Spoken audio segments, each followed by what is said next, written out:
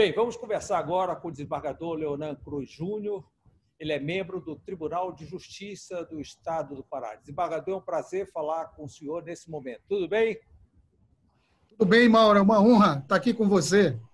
Que bom. Que bom a gente poder falar de Tribunal de Justiça. Às vezes é tão difícil conversar sobre essa pauta e quando a gente consegue um desembargador que aceite conversar, é muito interessante.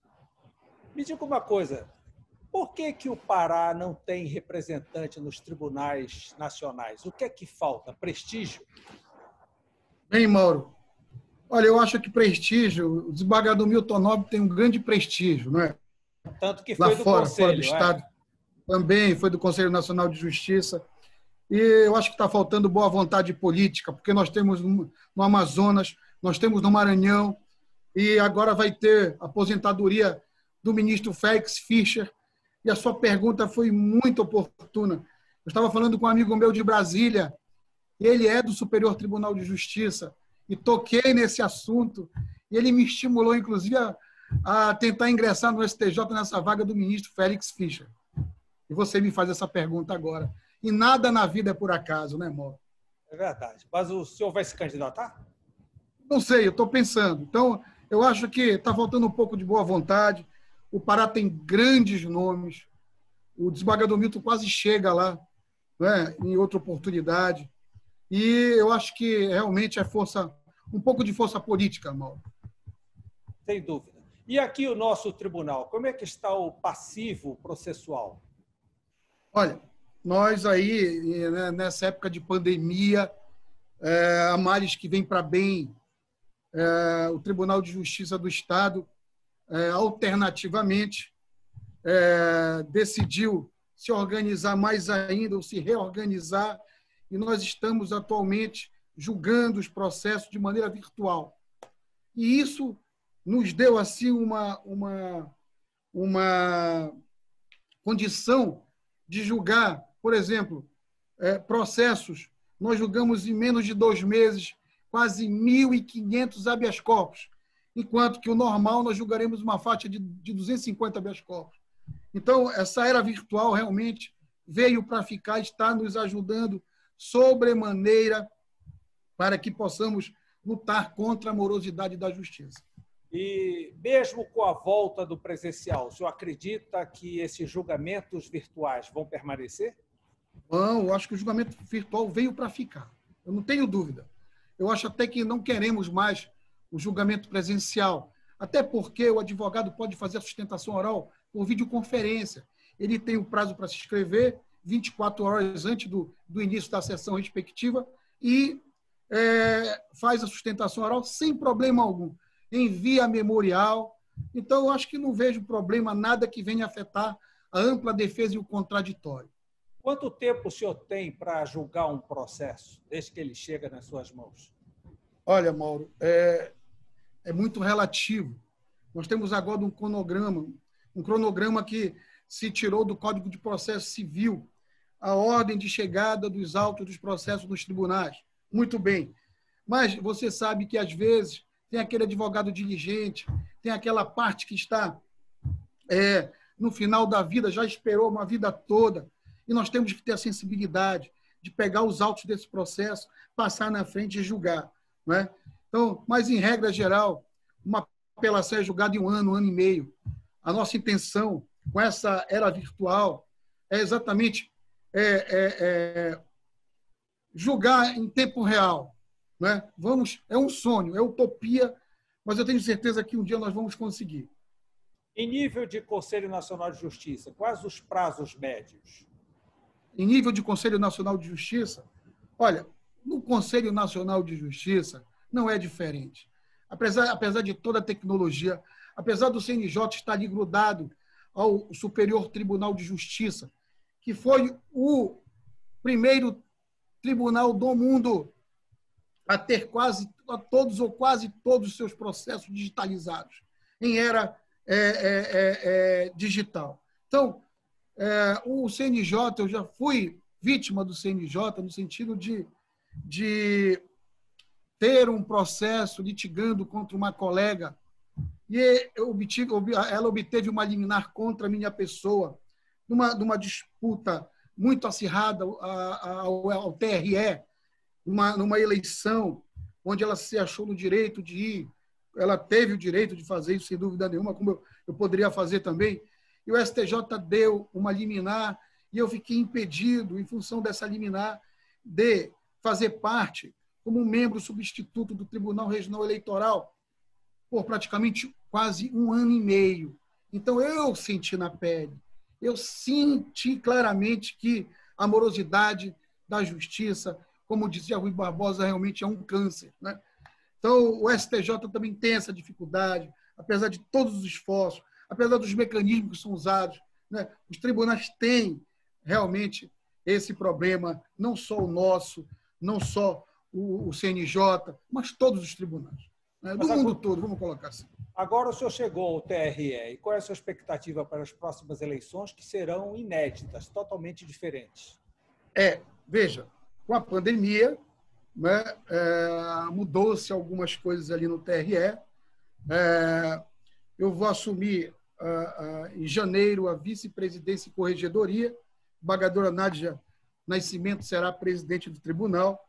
Eu estou ainda como suplente nessas eleições agora municipais, não é?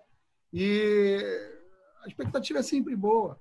É um tribunal, é uma matéria muito gostosa, é um tribunal que a gente reúne e a gente julga tudo oral, é muito rápido, os prazos são curtos, não é? Então é um pouco mais célere, aquelas discussões que a gente aprende, aquela dialeticidade, mas são matérias gostosas.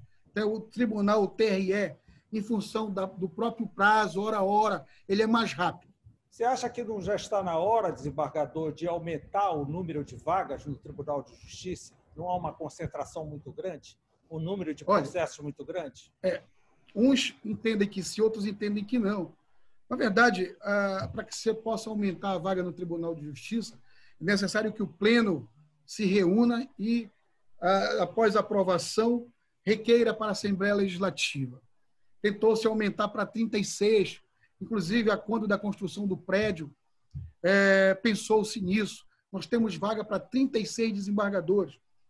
Eu vejo que a solução aí é exatamente investir nesses mecanismos, nos dando condições de, através da rede mundial de computadores, através da internet, de acelerarmos, de corrermos com o julgamento desses processos.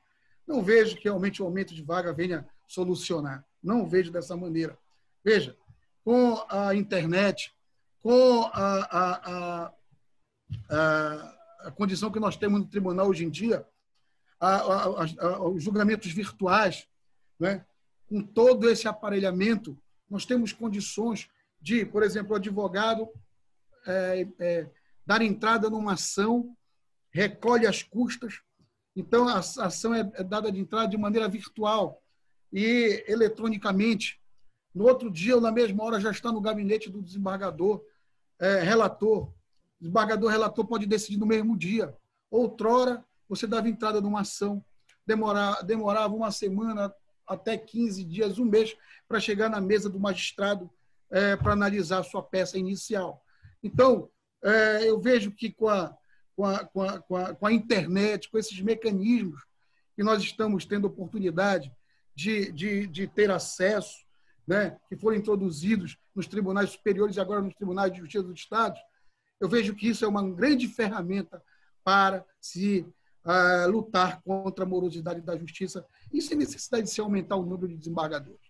O senhor sempre foi ligado a causas sociais. Na sua função, de que forma o senhor pode ajudar os indefesos, as crianças e adolescentes? Veja bem, nós temos muita preocupação com isso. Na verdade,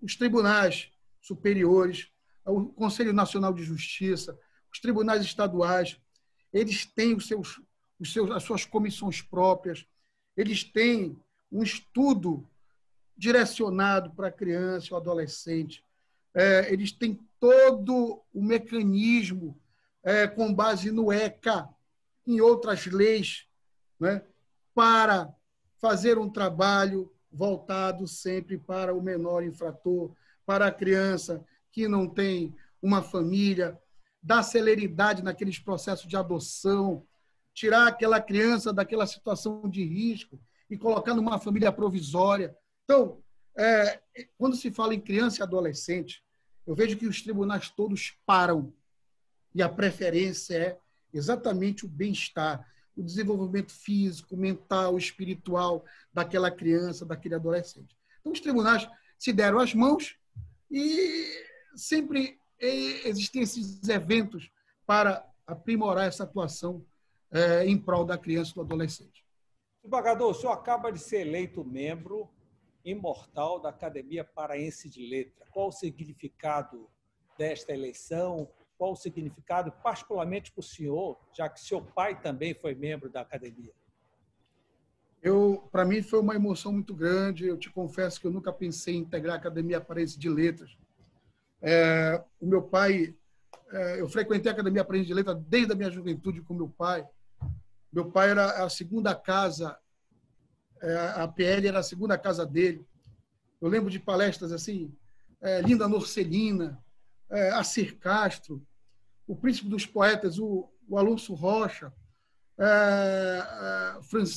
o tio Zé Guilherme de Campo Ribeiro, o professor Edson Franco, outro dia, antes da academia se tornar inabitável, fez uma grande palestra, Antônio José Matos, sobre Belém Époque. Então, eu sempre convivi ali dentro. E, para mim, foi uma emoção muito grande. Eu fui estimulado pela nossa, como dizia a Cecília Meirelles, disse que ela não é poetisa, ela é poeta. Então, eu fui estimulado pela poeta Edilamar de Oliveira, pelo professor João Carlos, pelo nosso queridíssimo Avertano Rocha, que é uma pessoa que eu tenho assim no meu lado esquerdo do peito. Eu acabei sendo intimado. No último dia, eu estava respondendo pela vice-presidência e corregedoria do TRE. Edilamar me chega lá com o professor João Carlos Pereira, me intimando para fazer o requerimento, levar o requerimento pronto, para que eu pudesse assinar e dar entrada, atravessar a rua e dar entrada na Academia Paraense de Letras. Eu refiz o requerimento no meu modo e assinei depois de uma conversa demorada com eles e acabei me inscrevendo. Tenho um livro sobre tema jurídico, fiz algumas publicações, inclusive, fora do país, e eu li numa coluna, Mauro, que a Academia Paraense de Letras estava cansada de jurista, não queria mais jurista. Eu tenho alguns poemas, eu fiquei achando que aquilo foi uma indireta para mim. Você sabe que, às vezes, tem algumas pessoas que lutam contra a gente, e aquilo me tocou. Eu disse, então, eu vou lançar o meu livro de poema, porque eu tenho vários poemas, estimulado sempre pelo meu pai. Não é? Eu vejo que essa veia, você tem um pouco de cada coisa. É igual ao amor. Às vezes o amor está adormecido, precisa do empurrão, precisa do estímulo. E aí eles me estimularam e eu resolvi publicar um livro, Sons do Coração. O papai publicou um livro chamado Sons da Vida. E eu publiquei o livro Sons do Coração. Estão pronto. Então, já não está mais falando aí o jurista. Estamos falando aqui já com o poeta. Não é? E tanto que eu estou com material agora para lançar. Eu ia lançar nessa pandemia, mas resolvi retardar e vou lançar ao final do ano o Lira Grega, que é exatamente um livro também de poema, que eu me lembrei da lira paulistana, do Mário de Andrade, não é? Ou lira ou lira paulistana. Me lembrei dos gregos que, quando os declamavam os poemas, eles ficavam tocando ao som da lira. Então, se chamará Lira Grega. E antes, eu vou lançar uns contos, uns livros de conto de infantil, né? Sobre o passarinho, sobre o grilozinho, o Lute, que é o meu cãozinho, sobre o sapo Irineu, os 4 puninhos. Então, eu fiz... Como é que o senhor consegue tanto tempo assim para essa vida literária e uma vida jurídica atuante? Veja, eu nunca escrevi tanto na minha vida quanto agora em janeiro, do início deste ano. Eu escrevi 20 contos infantis e terminei mais um livro de poemas. E estou escrevendo também um jurídico que é sobre a dosimetria da pena. Eu nunca escrevi tanto. Eu estou aqui no Mosqueiro, deitado eu escrevo deitado na minha rede, não é? Escutando o barulho dessa maré que você deve escutar aí também onde você está. E eu fiquei impressionado comigo mesmo, né? E não sei como, não sei de onde veio. O João Carlos Pereira disse que é inspiração do meu pai. Eu não duvido, porque eu sou espírita católico, eu sei que é apenas um véu que nos separa daqui da outra vida. E sei que a gente tem essas intuições. Eu acordo de madrugada com alguma coisa me buzinando, pego o meu caderno, abro e pego a caneta e escrevo. No outro dia, quando amanhece, eu vou concluir o que eu fiz. Enfim, então eu fiquei até espantado comigo mesmo. Quando é que o poeta assume? Quando será o dia da posse e onde será, já que hoje a Academia Paraense de Letras, infelizmente, está sem casa? Veja, Mauro, eu quero tomar posse na Academia Paraense de Letras. A minha eleição foi no dia 19 de março. Pelo que me disseram, eu trouxe até o regimento interno da academia, chegou até mim, que eu vou dar uma lida nele amanhã ou depois. Eu teria 6 meses para tomar posse. Mas eu li também nas redes sociais, e hoje falei com ele, o doutor Alcir Meira, ele haveria dito que ele ia suspender o prazo em função da pandemia. Então, se ele suspender, eu ainda tenho mais um tempinho aí, não é porque os meus 6 meses iria findar agora em setembro. Mas daí, com essa performance, você corre o risco de chegar na academia com 10 livros de poema. Pois é. O que é a minha pretensão? Conversei hoje com ele, a minha pretensão é tomar posse na segunda quinzena de novembro, e aqui já faço o convite a você, será uma grande honra a sua presença. Você não foi no Tribunal de Contas do Estado, quando o Nelson Chaves resolveu, não que eu mereça tanto me otorgar a medalha Cezedelo Corrêa, né, mas estávamos sempre espiritualmente. Eu já lhe convido aqui, a minha intenção é tomar posse na segunda quinzena de novembro. E até lá, a sede estará pronta? Sim, pelo que eu soube, o dia fatal para a entrega pela Prefeitura Municipal de Belém será até o dia 15 de novembro. E até lá, né, nós já teremos até lá, nós vamos materializar o lançamento desses 4 livros de contos infantis. Que bom, que bom. O desembargador, poeta Leonan Cruz Júnior, muito obrigado por essa entrevista, parabéns por toda essa atuação e sucesso sempre. Muito obrigado, Mauro. Você sabe que é uma grande honra. A gente já acompanha você há décadas, não é? Esse programa vitorioso, não é? de um profissional extraordinário, né? Que tem DNA. Tá? Muito obrigado. Para mim é sempre uma honra falar com você. Boa noite. Boa noite.